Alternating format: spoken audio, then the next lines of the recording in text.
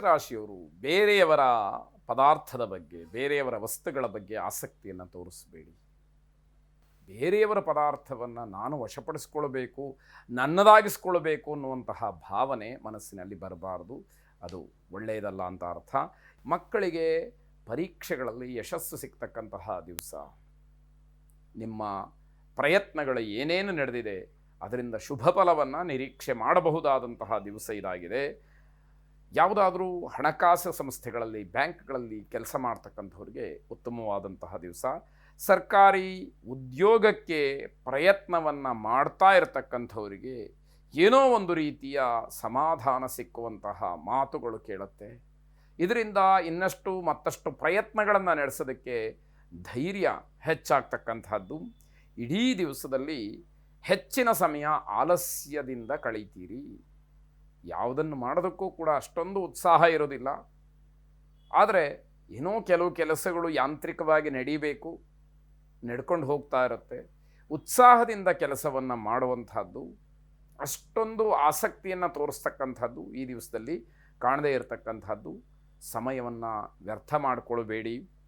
ಹಿರಿಯರ ಆಶೀರ್ವಾದವನ್ನು ಪಡ್ಕೊಳ್ಳಿ, ಅವರ ಮಾರ್ಗದರ್ಶನವನ್ನು ಪಡ್ಕೊಳ್ಳಿ. ಅವರು ಹೇಳಿದಂತಹ ಸಂದರ್ಭಕ್ಕೆ ಒಂದಷ್ಟು ಕೆಲಸಗಳನ್ನು ಮಾಡುವ ಪ್ರಯತ್ನಗಳನ್ನು ಮಾಡಿ, ನಿಮಗೆ ಅನುಕೂಲವಾಗುತ್ತೆ.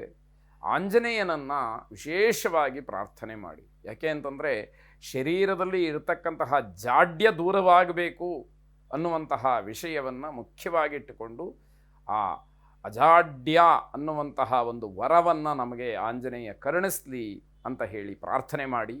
ಶುಭವಾಗಿ. ವೃಷಭ ರಾಶಿ, ಮನಸ್ಸಿನಲ್ಲಿರತಕ್ಕಂತಹ ಆತಂಕ ನಿಯಂತ್ರಣದಲ್ಲಿರಲಿ. ಏನು ಹೆದರಬೇಕಾದಂಥದ್ದಿಲ್ಲ.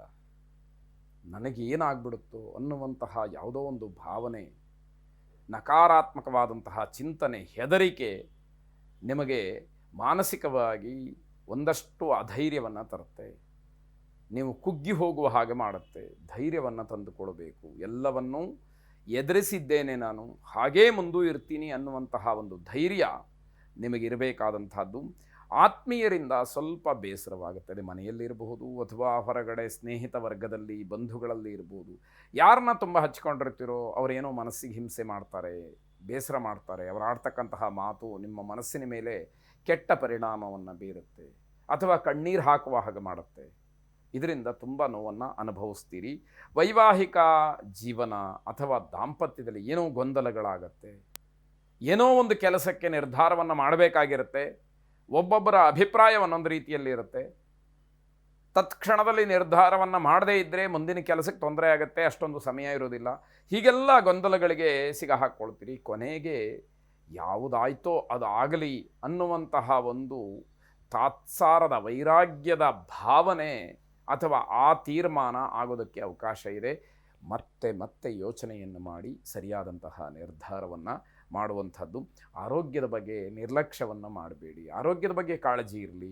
ಏನೋ ಆಗುತ್ತೆ ಅನ್ನುವಂತಹ ಭಯಕ್ಕಿಂತ ಹೆಚ್ಚಾಗಿ ನನಗೇನೋ ಆಗಿದೆ, ಅದನ್ನು ನಾನು ಸರಿಪಡಿಸ್ಕೊಳ್ತೀನಿ, ಅದಕ್ಕೆ ಸೂಕ್ತವಾದಂತಹ ಒಂದು ಚಿಕಿತ್ಸೆಯೋ ಅಥವಾ ಮಾರ್ಗವೋ ಇದೆ ಅನ್ನುವಂತಹ ಧೈರ್ಯವನ್ನು ಮೊದಲು ತಂದುಕೊಳ್ಬೇಕಾದಂಥದ್ದು. ಲಕ್ಷ್ಮೀನಾರಾಯಣರನ್ನು ವಿಶೇಷವಾಗಿ ಪ್ರಾರ್ಥನೆ ಮಾಡಿ. ನಿಮ್ಮ ದಾಂಪತ್ಯದಲ್ಲಿ ಇರತಕ್ಕಂತಹ ಗೊಂದಲಗಳಿಗೆ ಆ ಲಕ್ಷ್ಮೀನಾರಾಯಣರು ಸೂಕ್ತವಾದಂತಹ ಅನುಗ್ರಹವನ್ನು ಮಾಡಲಿ, ಗೊಂದಲ ನಿವಾರಣೆಯಾಗಲಿ. ಶುಭವಾಗಿ. ಮಿಥುನ ರಾಶಿ, ಕುಟುಂಬ ಸದಸ್ಯರ ಜೊತೆಯಲ್ಲಿ ನೀವು ಸಮಯವನ್ನು ಕಳೆಯೋದಕ್ಕೆ ಅವಕಾಶಗಳಿದೆ. ಅದನ್ನು ಸದ್ವಿನಿಯೋಗ ಮಾಡಿಕೊಳ್ಳಿ. ಸಂತೋಷದಿಂದ ಕಾಲವನ್ನು ಕಳೆಯಿರಿ ಅಂತ ಅರ್ಥ. ಉದ್ಯೋಗ ಬದಲಾವಣೆಗೆ ಅವಕಾಶಗಳಿದೆ. ಆ ಚಿಂತನೆ ಇದ್ದರೆ, ಆ ಪ್ರಯತ್ನಗಳು ನಡೀತಾ ಇದ್ದರೆ ಅದಕ್ಕೆ ಇನ್ನೊಂದಷ್ಟು ಗಟ್ಟಿತನ ಬರುತ್ತೆ. ನಿಮ್ಮ ಪ್ರಯತ್ನ ಸಫಲವಾಗ್ತಕ್ಕಂತಹ ಸೂಚನೆಗಳು ಹೆಚ್ಚಾಗಿ ಕಾಣುವಂಥದ್ದಿದೆ.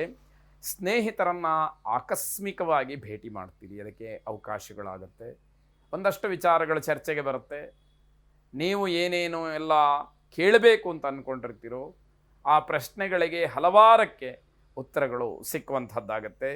ಕುಟುಂಬದವರ ಬೆಂಬಲ ಪರಿಪೂರ್ಣವಾಗಿರುತ್ತೆ. ಹಾಗಾಗಿ ಮತ್ತೆ ಮತ್ತೆ ನಿಮ್ಮ ಪ್ರಯತ್ನಗಳು ನಿರಂತರವಾಗಿ ನಡೆಯೋದಕ್ಕೆ ಅವಕಾಶಗಳಾಗ್ತಾ ಹೋಗುತ್ತೆ. ಆಭರಣಗಳ ಬಗ್ಗೆ ಎಚ್ಚರ ಇರಲಿ. ಕಳವಾಗ್ತಕ್ಕಂಥದ್ದು, ಸ್ಥಾನ ಪಲ್ಲಟವಾಗ್ತಕ್ಕಂಥದ್ದು, ಎಲ್ಲೋ ಇಟ್ಟು ಮರೆಯುವಂಥದ್ದು ಆತಂಕಕ್ಕೆ ಕಾರಣವಾಗುತ್ತೆ. ಆ ಆಭರಣಗಳ ಬಗ್ಗೆ ಸ್ವಲ್ಪ ಎಚ್ಚರಿಕೆಯನ್ನು ವಹಿಸಬೇಕಾದಂಥದ್ದು. ಹಳೆಯ ಸಮಸ್ಯೆಗಳು ಏನೇ ಇದ್ದರೂ ಕೂಡ ಬಗೆಹರಿಯುವಂತಹ ಸೂಚನೆಗಳು ಕಾಣ್ತಾ ಇದೆ. ಅದು ಸ್ವಲ್ಪ ಮಟ್ಟಿಗೆ ಸಮಾಧಾನವನ್ನು ನಿಮಗೆ ನೀಡುತ್ತೆ. ಕಾರ್ತವೀರ್ಯಾರ್ಜುನನನ್ನು ಪ್ರಾರ್ಥನೆ ಮಾಡಿ. ಶುಭವಾಗಿ. ಕರ್ಕಾಟಕ ರಾಶಿ ವಿದ್ಯಾರ್ಥಿಗಳಿಗೆ ತಮ್ಮ ಪರಿಶ್ರಮಕ್ಕೆ ತಕ್ಕ ಪ್ರತಿಫಲವನ್ನು ನಿರೀಕ್ಷೆ ಮಾಡಬಹುದಾದಂತಹ ದಿವಸ.